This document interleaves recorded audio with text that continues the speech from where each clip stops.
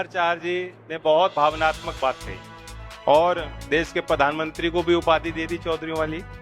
मुझे लग रहा था कहीं ये ना कह दे चौधरी नरेंद्र चार। अभी प्यार में वही दिख रहा है ना उनको। और ठीक कहा, चार बाटी जाति तक सीमित नहीं, देश की पहचान की कई परत हैं। सबसे पहले तो हम सब भारतीय हैं और राष्ट्र से अपने बेहद प्यार और लगाव हर एक वर्ग का आदमी करता है। ऐसा कोई व्यक्ति नहीं जो अपने मातृभूमि से प्यार ना करता हो। सब कुछ न्यौछावर करने के लिए, और खास तौर से जिस क्षेत्र में ये बैठक हो रही है यहाँ तो आप हमेशा ही तत्पर रहे हो।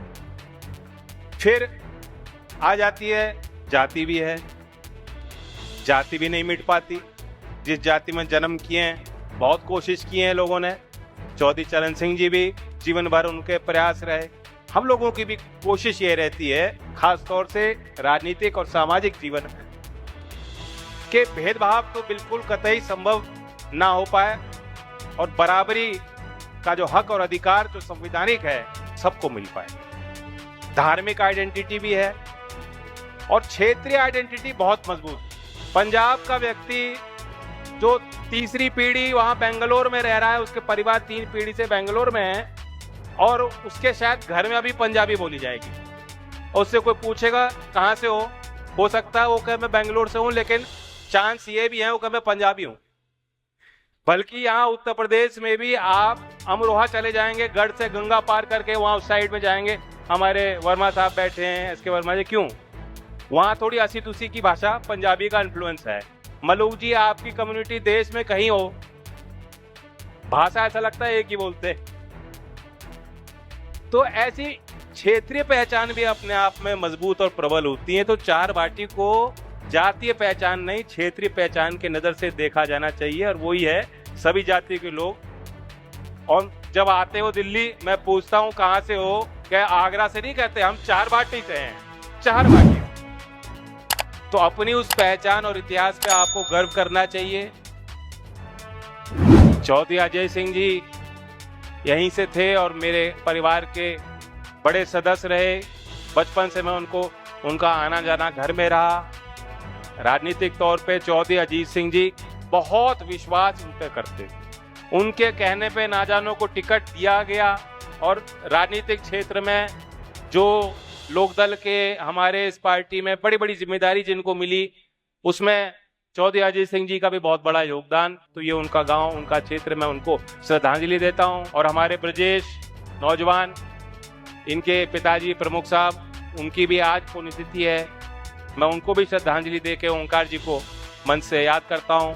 6 तारीख को आप जानते हैं चौधरी अजीत सिंह जी को भी हम उनकी जो है तारीख है, अपने तरफ से श्रद्धांजलि सब लोग, देश के लोग देंगे। चौधरी साहब के मन में ये बहुत टीस थी कि चौधरी चरण सिंह जी को भारत रत्न नहीं दिया। जीते जी वो चाहते थे कि मेरे जीते जी ये काम हो जाए।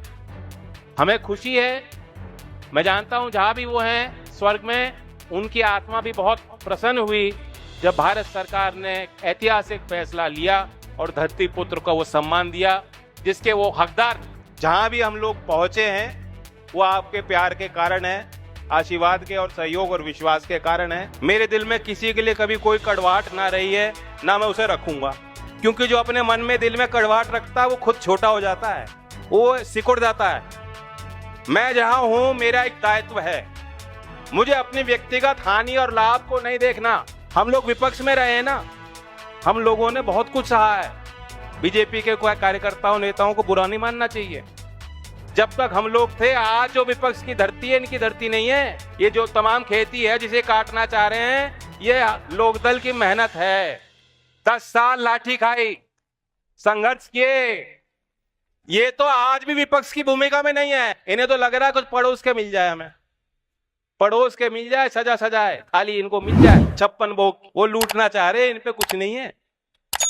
लेकिन लोकदल ने फैसला लिया, मेरी इच्छा के अनुरूप हो ना हो उसका कोई मतलब नहीं। मुझे ये देखना है कि चार बाटी को लाभ कैसे होगा, आगरा को लाभ कैसे होगा, पश्चिमी उत्तर प्रदेश का लाभ मैं कैसे कर सकता हूं, किसानों का लाभ मैं कैसे कर सकता हूं। इसलिए हमने फैसला और विश्वास के साथ लिया है कि और अच्छे काम होंगे। लेकिन जो राजकुमार जी कह रहे थे माफ तो नहीं कर दोगे, देखो माफी की बात नहीं, और वो तो पहले ही आ लिए थे 10 दिन पहले ही। कहाँ है राजकुमार जी? आपको नहीं मालूम या नहीं मालूम? वो तो पहले ही आ गए थे 10 दिन पहले ही। अब मैंने मना कहा जो हर बारी करते हो इस बार मत करना, पूछ लेना कोई पूछना चाहे तो।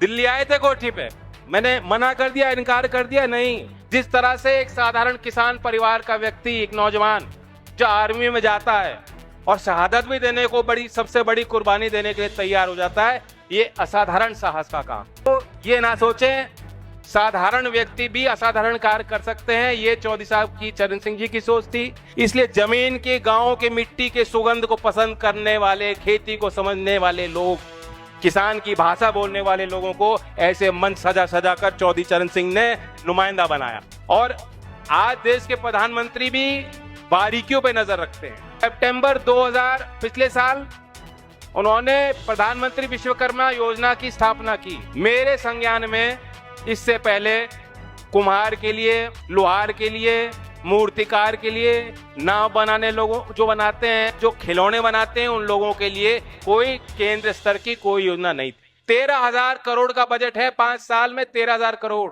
यानी कोई भी काम छोटा काम नहीं है। गरीब से गरीब व्यक्ति का, उसके श्रम का सम्मान होना चाहिए, तब बराबरी मिलेगी। और दूसरी तरफ आपने देखा राहुल जी, ऑलमोस्ट पीएम साहब, वो कहते हैं ऐसी मीटिंग में, हमारे पत्रकार बंधु खड़े हैं ना, कहते हैं अच्छा पत्रकार भैया तुम्हारी जाति क्या है, तुम्हारी जाति क्या है? ऐसे कभी कोई पूछता है तुम्हारी जाति क्या है?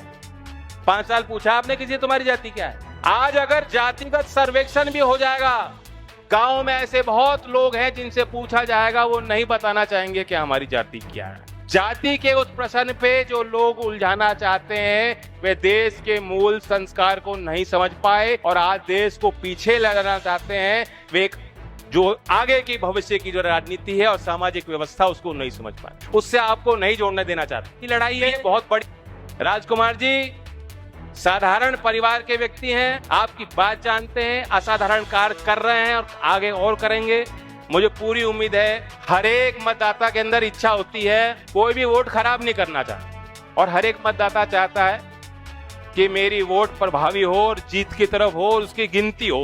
बाद में ये ना हो कि मैंने वोट दे दी और उसने माना भी नहीं कि वोट दे। यही बात है कि नहीं?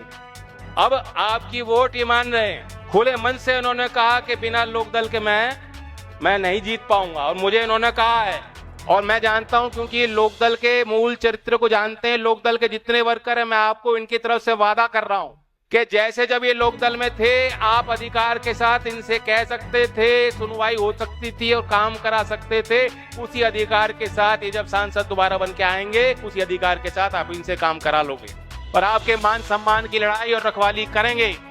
दूसरी बात, बाबा साहब भीमराव अम्बेडकर जी की कर्मस्थली है आगरा।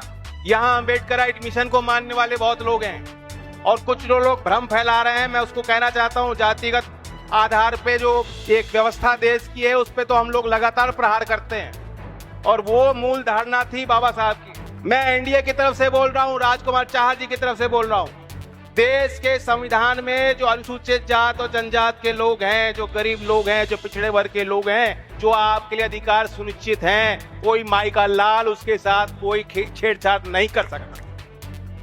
ये मैं खुले मन से आपको कह रहा हूं। और किसान के लिए भी बेहतर काम और होंगे। एक शुरुआत हुई है, बड़े उच्च स्तर पे प्रधानमंत्री और मुख्यमंत्री प्रदेश के उनके लेवल पे जो हमारी वार्ताएं हुई हैं, एक बात साफ उन्होंने की है, भारत रत्न दे के हम रुकने वाले नहीं हैं।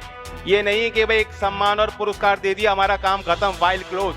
नहीं, यहाँ शुरुआत हुई है, यहाँ सिर्फ महज शुरुआत हुई है और आगे चौधरी साहब के नाम से और उनके विजन को, उनके विचारों को आगे बढ़ाने के लिए और नीतिगत फैसले जिसका सीधा लाभ और प्रभाव आपको मिलेगा, यहाँ के किसानों को मिलेगा, ऐसे और फैसले हम लेने जा रहे हैं। आपके आशीर्वाद की जरूरत है। अब जब मुझे फेटा पहनाया, फेटा दिया आपने, मुझे लग रहा था कई किलोमीटर का फेटा इन्होंने 4 बार